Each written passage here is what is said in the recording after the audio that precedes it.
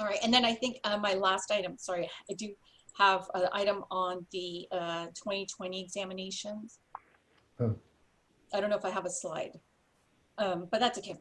All right, so, you know, a lot has happened related to the bar exams. In March, we started looking at exploring in this specific, the committee specifically, looking at methods for licensing graduating law students and also students that have taken the bar previously. We had a lot of options on the table that were decided. On April 10th, this committee developed a set of recommendations that went to the board. On April 15th, at that board meeting, they made recommendations that were submitted to the Supreme Court. As you recall, on April 27th, then, the court sent directives to the CBE on how to proceed with the examinations, which included postponing the July bar exam to September 9th and 10th with the goal of administering that online. We also, at that point, were directed to administer the June 2020 first year law exam online. And that would provide experience for us that we could apply to the September 2020 exam. The October 2020 exam has been postponed to November on that April 27th directive. And we were required to submit a work plan that we shared with everyone on May 11th that highlighted the milestones and beta testing dates.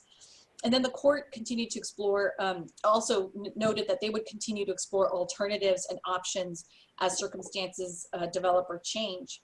So one recent development is that the NCBE announced in early June that they've developed an online alternative of MBE that could be used. The administration date for that exam is October 6th.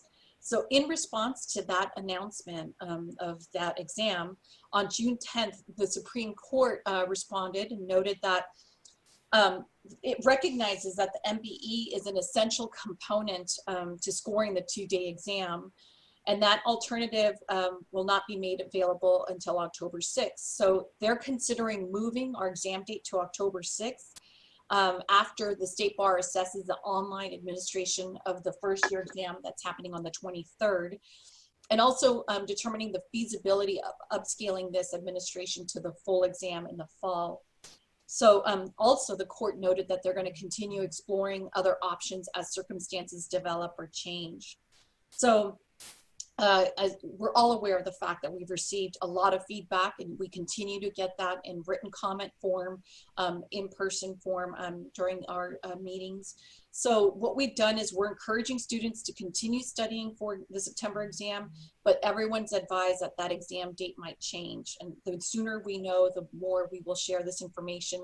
We'll do it through our website as well as through the law student portal or applicant portal online. So as where we're at right now, I mentioned that we are administering the baby bar on Tuesday, June 23rd. We have about 292 applicants right now that are scheduled to take this exam online. 12 will be taking the exam in person. And I just want to remind everyone of who the in-person people are. These are applicants that we offered applicants that perhaps would have a challenging time taking the exam at home, whether it's Wi-Fi or availability. We offered the opportunity for students to, or applicants to come and take that exam in person, as well as testing accommodations that did not conform with the ability to test online. A total of 12 have finally accepted or were able to test in person. We have 7 in Los Angeles and 5 in San Francisco. They will be testing at the State Bar offices, and I think staff and hopefully applicants are prepared for this exam on Tuesday. Amy, and thank you for that. Can you remind everyone what the baby bar exam is? Is it all day? Is it 5 Yes. essays? Can you remind us all Yes. what that exam is? It is 4 essays in the morning and then a 200 item multiple choice in the afternoon. Is it 200 items, Lisa? Yeah, it's 200 items, 3 hours. And those multiple choice are prepared by the California State Bar? Yeah, they're developed by in-house. Uh-huh. Uh-huh. So what provisions are we taking for the baby bar to preserve the integrity of the exam for those taking the bar at home? Which is to say, what are we doing to prevent applicants other than the honor system from looking at outside materials? There are a few measures that have been implemented in the ExamSoft system to prevent or reduce the potential for cheating. For example, you know, at the in-person exam, or let's say the administrations prior to this one, applicants were allowed to, they had access to all 4 questions as soon as they came in. And what they would do is work on each of the questions and spread their time as they could.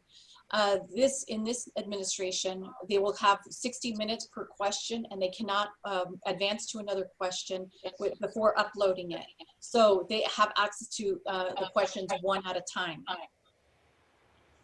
So that's to prevent people from getting up during the test taking. Are they told that they're not allowed to get up once they start answering the question?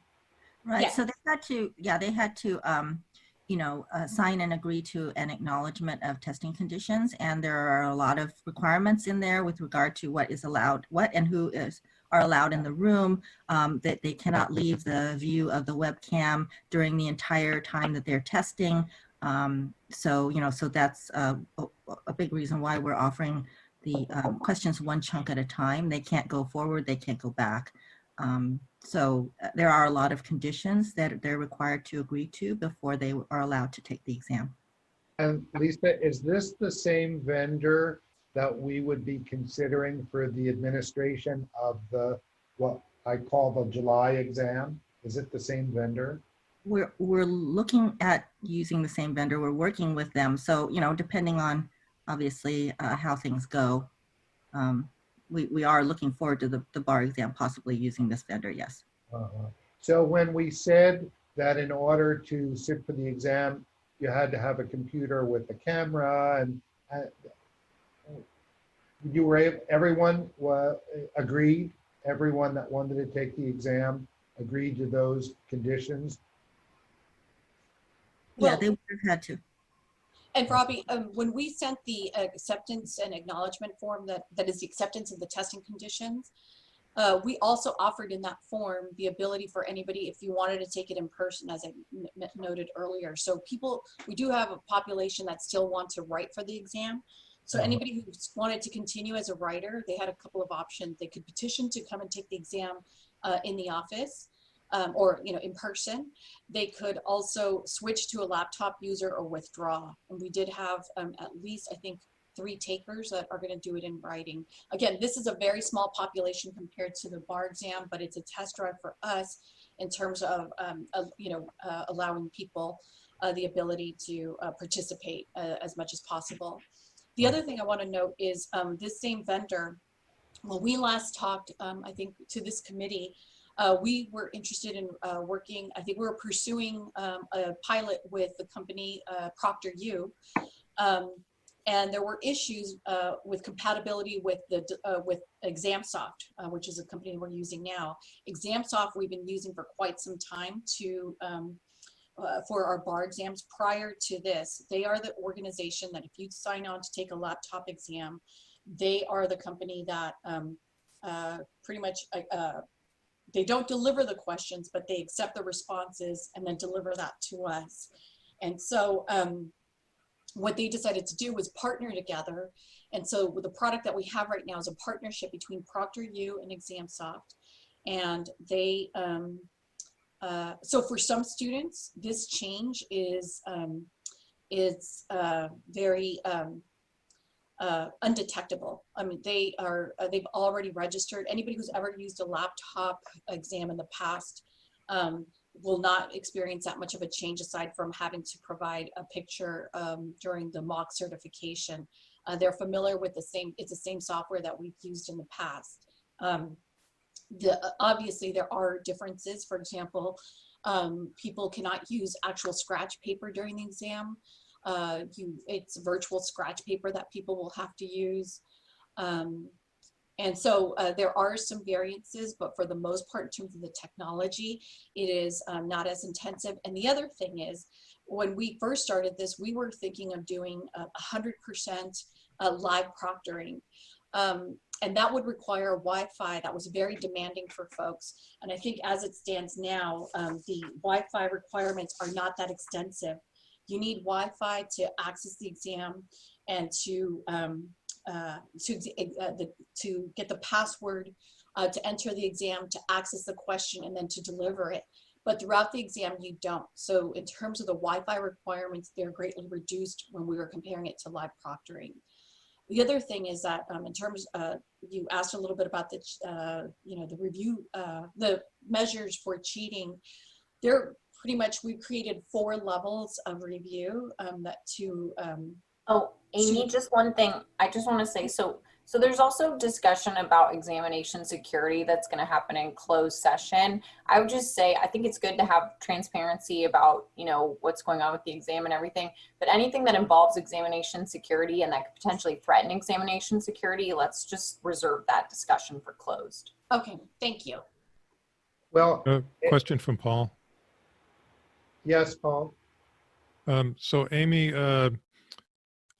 based on my experience in a school visit last week, I really wonder if all of your descriptions of the rules were carefully read, considered, and actually understood by the applicants, because because people do tend to gloss over that kind of stuff. Are you ready for some issues with surprise at the time of the taking of the test? Paul, you make a really good point that, that the acknowledgement and acceptance of form, it could be easy for somebody to overlook. So what we tried to do to address that is they were posted in our bulletin, so that when somebody got their admittance ticket, the ticket that they normally get that they need to print to bring to an exam, we also added a bulletin that was separate from the acknowledgement form with the same rules within that. We try to repeat it as much as possible because I think applicants need to hear things in different ways. And they also appeared in our on our website. So I think more than anything, we just tried to be as repetitive as possible with the same highlights. And so that was our goal. Okay, well, and I guess the disruption won't be as bad as it could be if they were all in the same room. So if they freak out. My other question was, one of the public comments we received pointed out that the MBE's, or the National Conference's, description of the online MBE that they're willing to provide in October suggested that it was not at the same level of, I don't have it in front of me, I don't recall the words, but anyway, that it suggested to me that perhaps it will not be reliable as a tool for scaling. Have you looked into that? We are working on that. Our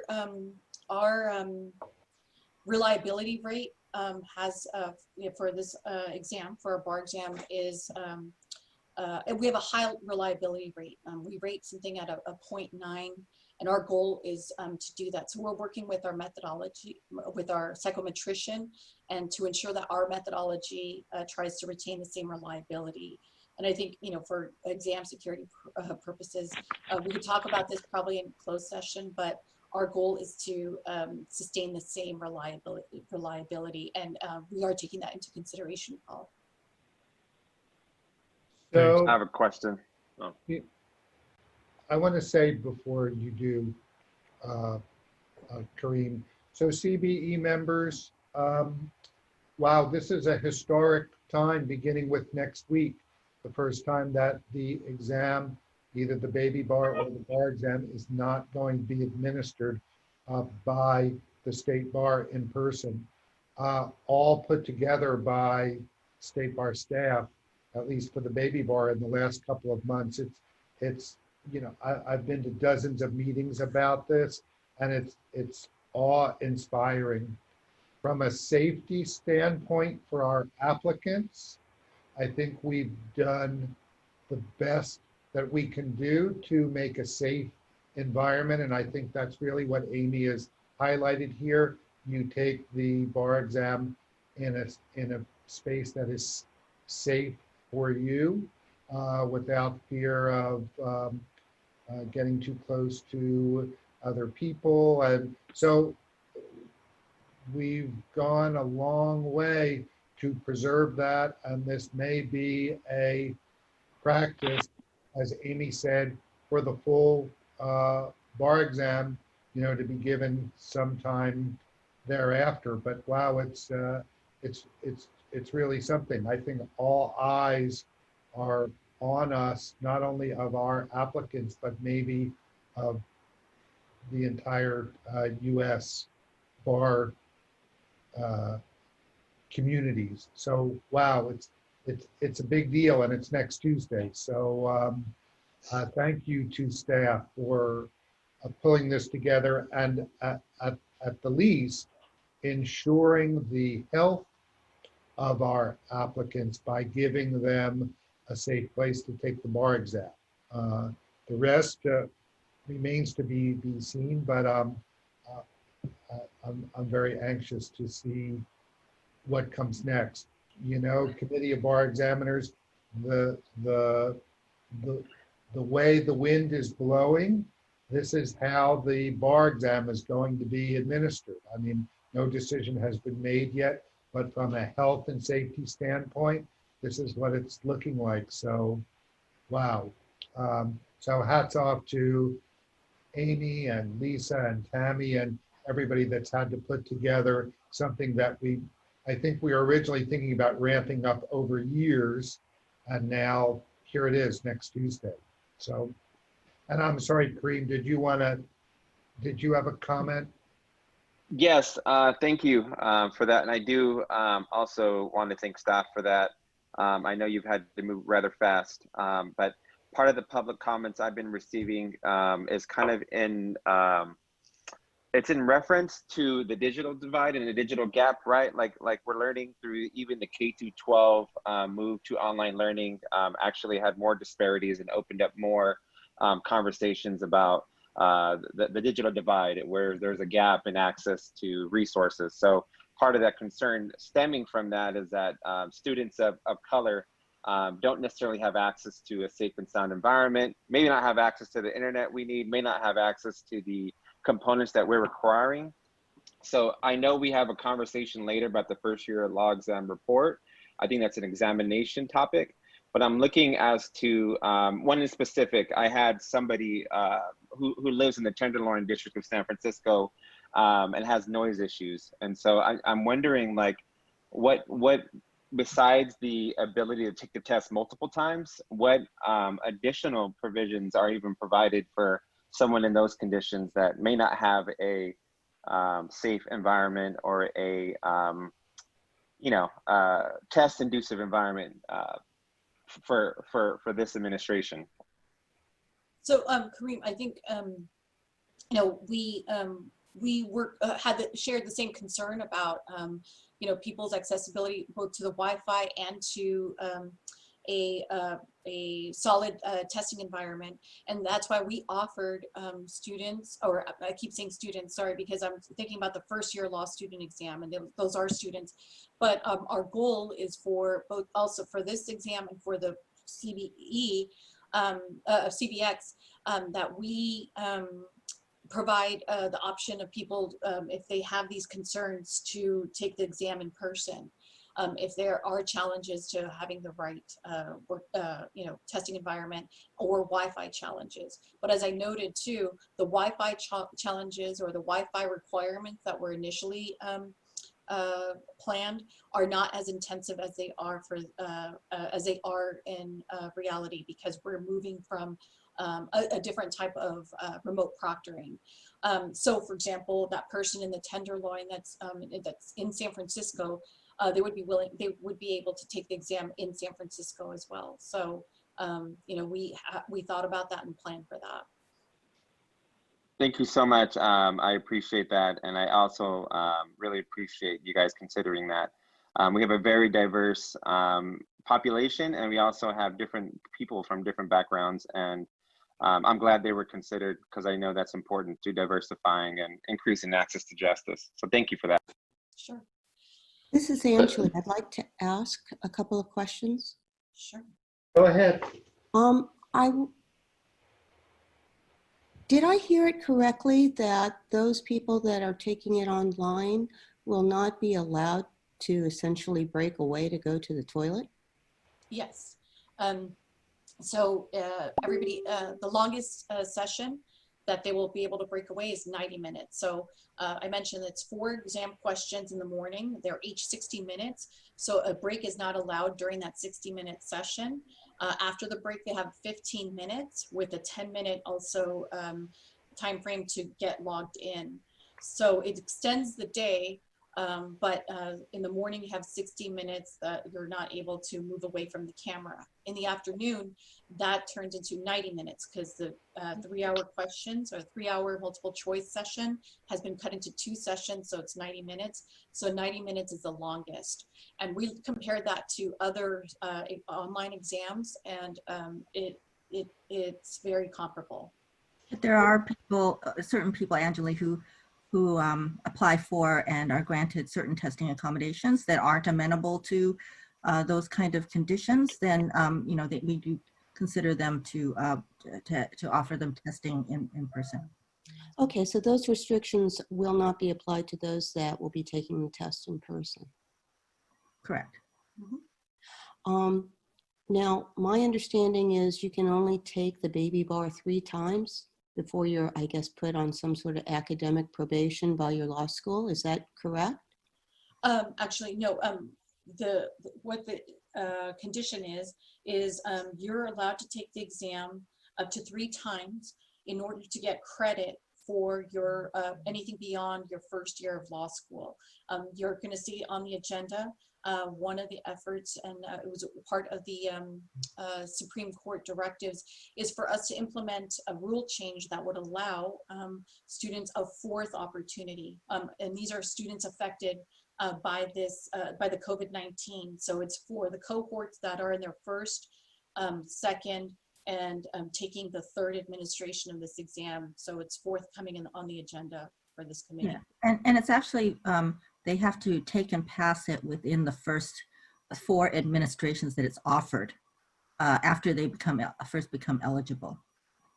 Do we know specifically who these individuals might be that are kind of in jeopardy, like they're taking it the 3rd time within that time period? Yes, we know of those that have registered how many previous attempts they've taken. Some people have chosen not to. And again, we are going to, if this rule is approved, we are going to modify our case management system that will note who will be impacted and who isn't, since we have that historical information, historical registration information. Okay. Mm-hmm. Any other questions? All right. Any other comments about? Chair, this is Chan. I have asked Amy to help me make arrangement to allow me to test the baby bar next Tuesday. And this allows me to gain my firsthand experience on the testing conditions and also test drive the security protocols. But I'll be happy to report back to the committee about my experience at our next meeting. But I just wanted to give you a heads up. Yes. Oh, that's awesome. Are you going to be taking as if you are actually taking the exam along with the applicants? That's right. I'm pretty sure I will fail, but I will try to make the best of it. That's what I was going to note, Robbie, in closing, that Alex Chan has graciously offered to sit for the exam. So he's going to be up early and logged in by 7:30 with the rest of our remote applicants. I just want to thank him for that, because it's going to be a big affair, but I think it'll be a worthwhile endeavor. And I think reporting back to the CBE at the next meeting would be very appropriate and I think welcoming. And I also want to thank the staff. There's so much that's happened behind the scenes. So just, it's been a big effort, but it could not be done without this entire very hardworking team. So thank you. Um, and thank you, Alex, on behalf of all of us too. I saw the call for volunteers and I'm like, delete that. Only the smartest and the nerdiest among us would volunteer for that tasks.